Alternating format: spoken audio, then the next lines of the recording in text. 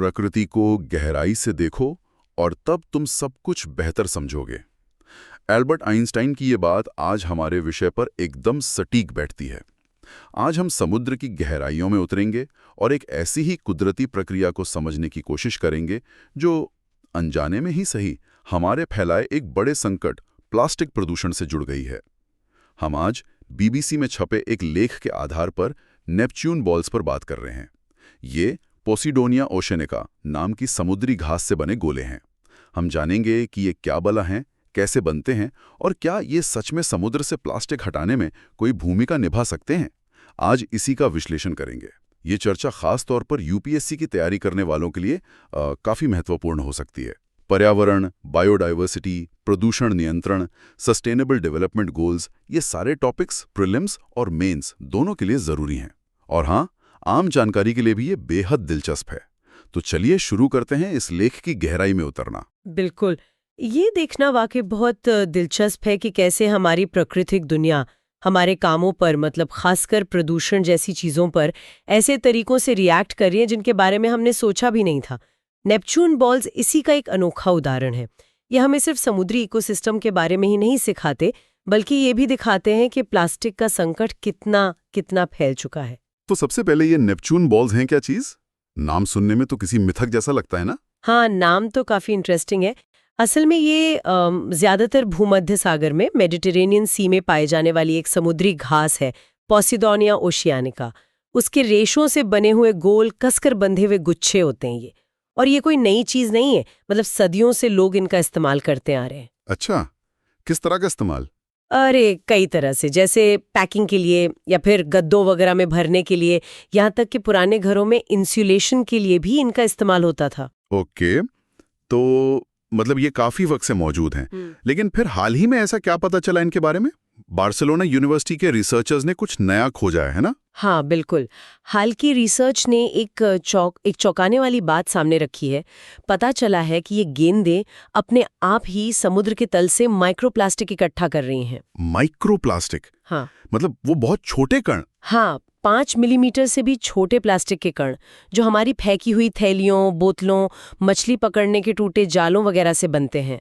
और ये समुद्री जीवों के लिए और फूड चेन के जरिए हम तक पहुंचकर हमारे लिए भी खतरनाक हो सकते हैं। यहीं पर बात सबसे ज्यादा दिलचस्प हो जाती है कि आखिर ये गेंदें प्लास्टिक को पकड़ती कैसे हैं? कोई मैग्नेट जैसा कुछ है इनमें? नहीं, मैग्नेट तो नहीं, पर तरीका काफी अनोखा है।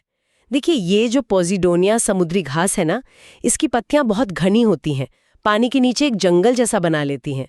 तो जब पानी इन घने घास के मैदानों से गुजरता है तो उसकी स्पीड कम हो जाती है। अच्छा। हाँ, और जो रिसर्च की लीड ऑथर हैं एना सांचेज विडाल, वो बताती हैं कि पानी धीमा होने से उसमें जो तैरते हुए कण होते हैं, जैसे मिट्टी, रेत, कार्बन के कण और हाँ, माइक्रोप्लास्टिक भी, वो नीचे बैठने लगते हैं। और वो इन घास के मैदानों में जमा हो जाते हैं। समझ गया।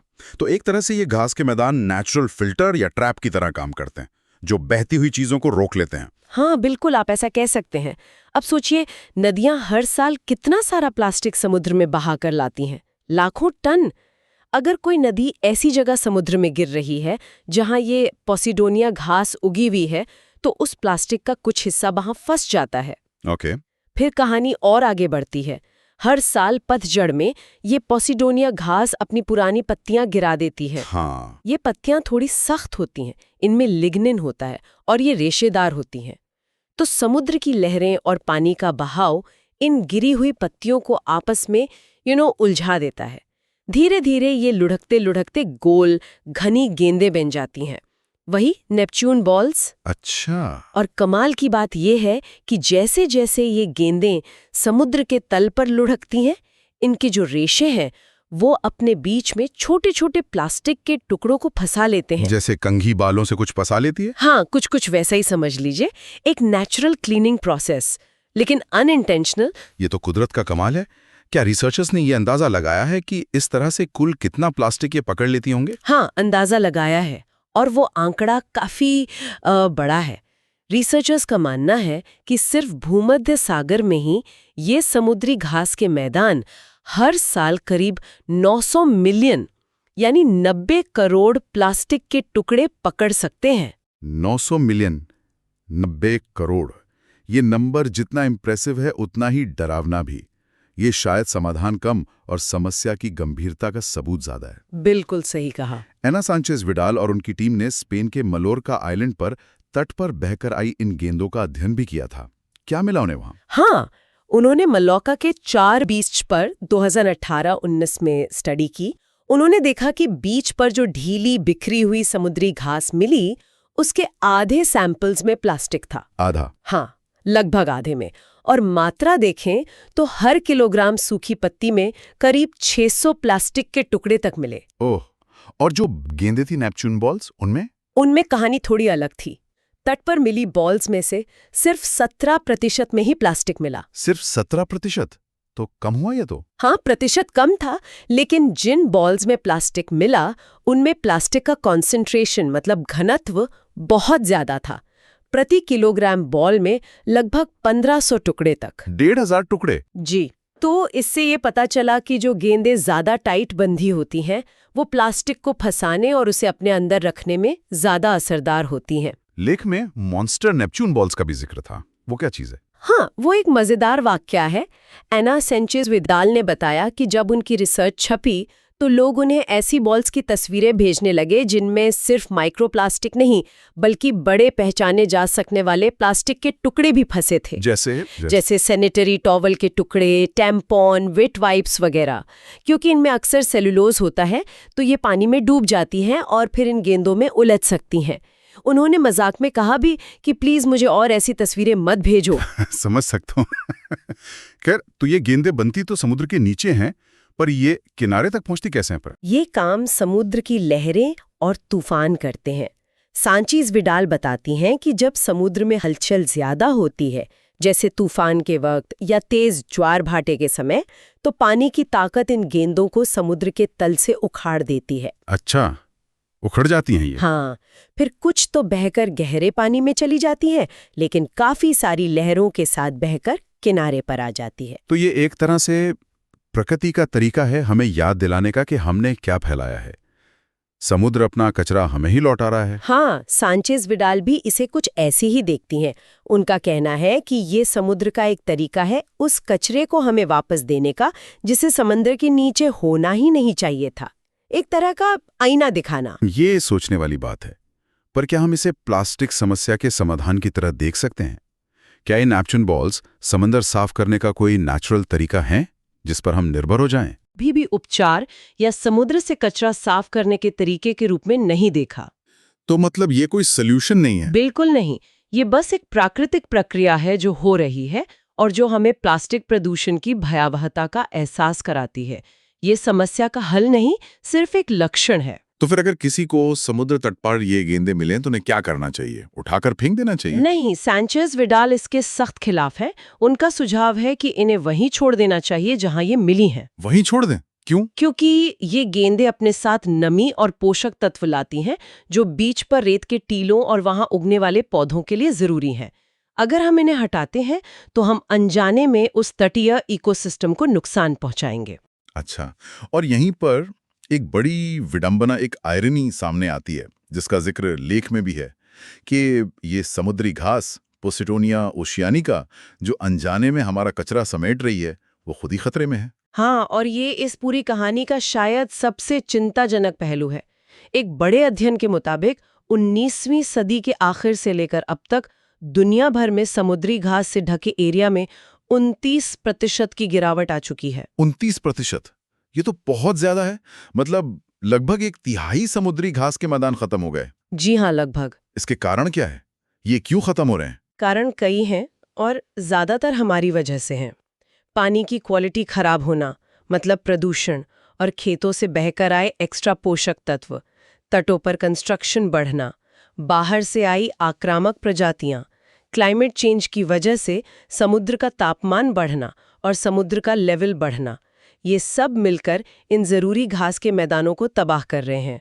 खासकर पूर्वी भूमध्य सागर में, जहां ये पोसिडोनिया ओशियानिका मिलती है, उसे हीट वेव और इंडस्ट्रियल पोल्यूशन से लगातार खतरा है। और ऑस्ट्रेलिया में भी इसकी एक मिलती जुलती प्रजाति है, पोसिडोनिया ऑस्ट्रेलिस, वो भी कम हो रही है बचाव की कोशिशों के बावजूद। ये तो बहुत गंभीर बात है। मतलब जो सिस्टम हमारी मदद कर रहा है, अनजाने में ही सही, हम उसी को कमजोर कर रहे हैं। क्या इन समुद्री घास के मैदानों को बचाने के लिए कुछ कोशिशें हो रही हैं? हाँ, कुछ स्थानीय स्तर पर कोशिशें चल रही हैं, जो अच्छी बात है। जैसे स्पेन में एक मरीन फॉरेस्ट प्रोजेक्ट है, रेड इलेक्ट्रिका कंपनी का। और सिसिली और माल्टा में आम लोग, सिटीजन साइंटिस्ट्स, पोसिडोनिया गार्डनर्स जैसा प्रोजेक्ट चला रहे हैं। ये कोशिशें ज़रूरी हैं, पर चुनौती बहुत बड़ी है। इन समुद्री घास के मैदानों की इकोलॉजिकल इंपॉर्टेंस क्या है? मतलब ये सिर्फ प्लास्टिक ही तो नहीं पकड़ते होंगे, इनका और क्या फायदा है? अरे, इनका असली महत्व तो बहुत ज्यादा है। प्लास्टिक पकड़ना तो बस एक साइड इफेक्ट है। इन्हें अक्सर समुद्र का वर्षावन या इकोसिस्टम इंजीनियर कहते हैं। अच्छा, क्यों? क्योंकि ये पानी की गुणवत्ता सुधारते हैं। ये भारी मात्रा में कार्बन डाइऑक्साइड सोखते हैं, जमीन के जंगलों से भी ज्यादा।